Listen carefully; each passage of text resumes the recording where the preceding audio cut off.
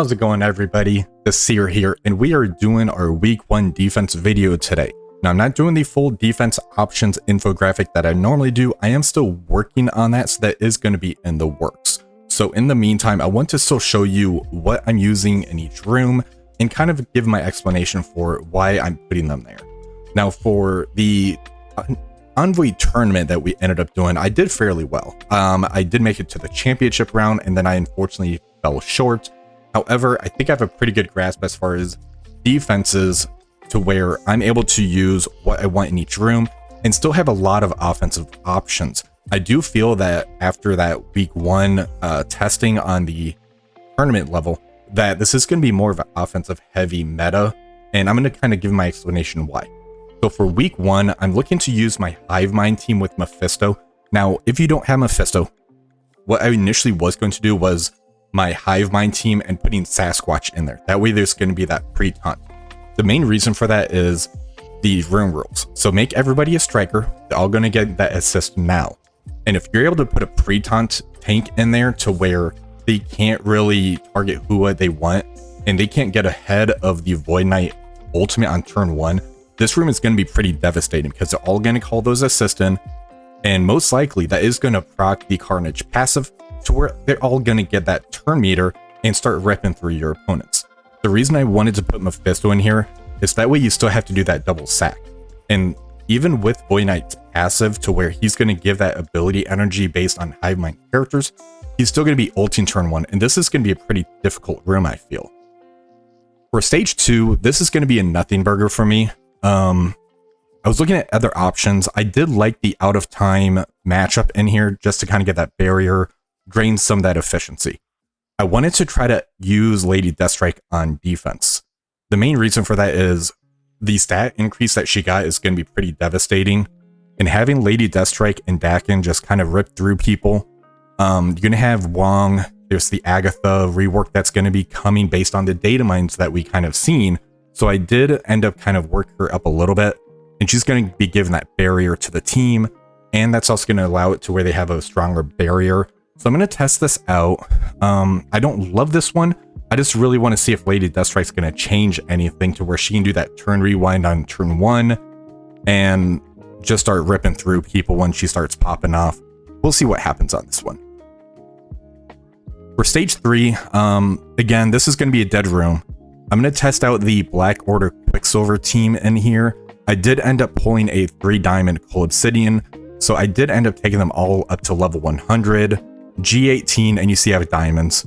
I want to see if this ends up doing anything. I think New Warriors can still beat it, which if that's the case, that means New Warriors can't get ahead of the team over in stage 1 with the Hive Mind Mephisto as far as the cleanup goes. So this is going to be kind of a bait room to where if you want to use New Warriors here, you're not going to use them on the cleanup after the double sack in stage 1. So that's kind of what I'm going with, because you need a team for stage 1 that's going to get ahead of the Void Knight ultimate on turn 1, because he's going to get that turn meter on spawn. So most likely this is going to pull an Illuminati team. Let's go over to stage 4 next.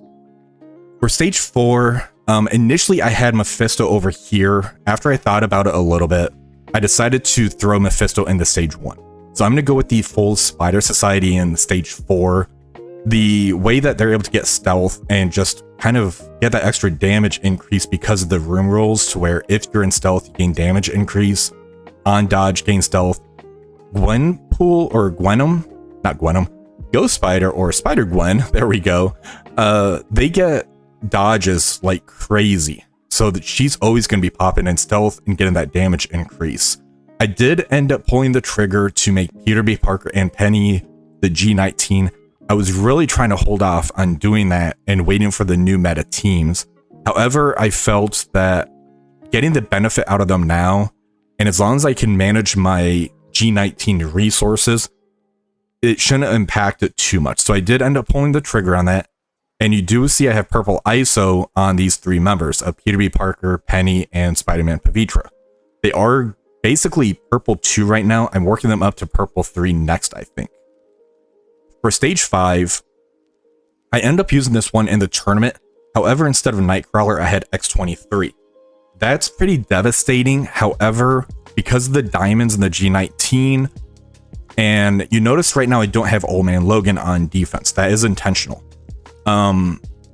Adding Nightcrawler into this room with the Black Knight is pretty devastating.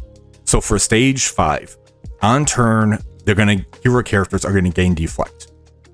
When this character is attacked, apply defense down to the attacker. So they're gonna hit into any of these characters, they're gonna get defense down, the Black Knight's gonna retaliate. Even if you sack this room, it's still the 3-piece Extreme X-Men with Rogue, and that's pretty brutal. So stage 5, I think, is going to be kind of a pretty brutal one. Now, another option I want to let you guys know is putting Black Knight with the Hive Mind is another really good option, because having those retaliates, that's basically going to cause the sack. And even if you sack stage 1, those Hive Mind characters are going to get that ability energy because of Void Knight. So that is another option if you want to do that. For stage 6, I'm taking a page out of Updog's book. This team here stonewalled me in that championship round, and this was only in stage 3. Adding this into stage 6 to when all characters, if they drop below 50% health, they're gaining in trauma. This team can drop you under 50% health pretty easily. When this character uses a special ability, gain ability block. When this character uses an ultimate ability, gain blind. The Gladiator is going to have immunity. Super Skrull can basically get immunity because how fast he is and his abilities. Miss Marvel Harlite, she's there for that turn meter rewind for turn 1. After that, I don't really care. She's going to miss her special. That's still going to put taunt on her. This is going to be very difficult in stage 6, so I am going to be testing this out. Now, what you guys see on here is I don't have Illuminati on defense. I don't have the Mercs for Money on defense. So let's go ahead and take a look at the attack teams to see what we have to play with after what we did. If we go ahead and check out the save squads, we're going to have a new Warriors team. We're going to have a Masters of Evil team. That's 2. We're going to have our Secret Defenders to try to take out any Spider Society teams. We're going to have our Superior 6. We're going to have Cabal. We're going to have the full Illuminati. That's 6 teams right there. Or I can break it up and use the regular Iron Man Illuminati. And then we can use Captain Britain elsewhere. We're going to have Mercs for Money, and then we're going to have our plug-and-play characters.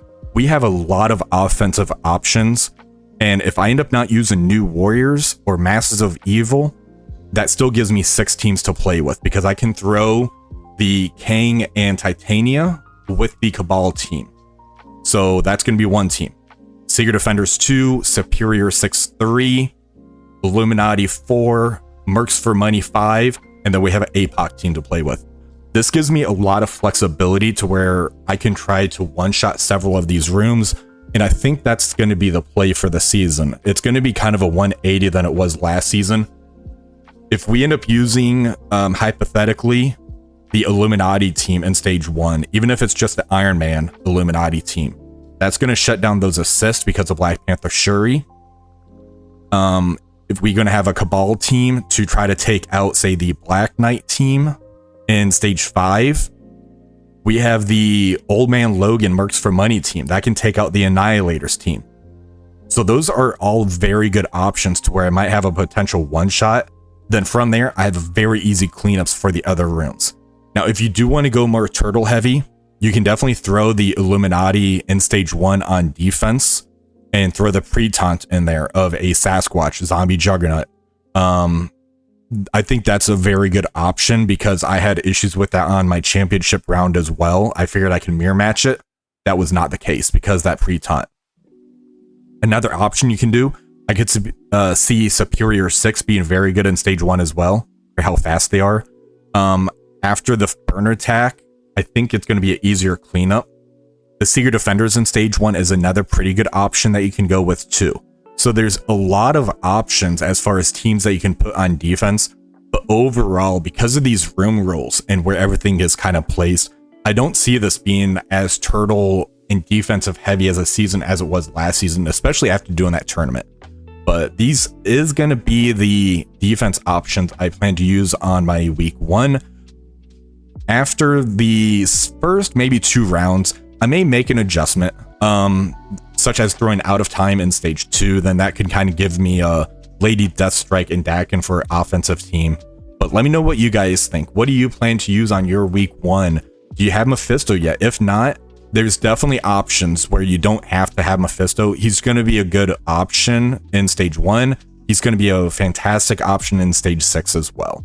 But hopefully you enjoyed this video. I did ramble on a little bit. I just wanted to give you my perspective for defensive teams and what I plan to have for offensive teams afterwards. I always like to go a little bit more offense at the start of the season, then start plugging away more into the defense. Now, if you did like this video, please give it a thumbs up, share, and subscribe to the channel. Until next time, have a wonderful rest of the day, everybody.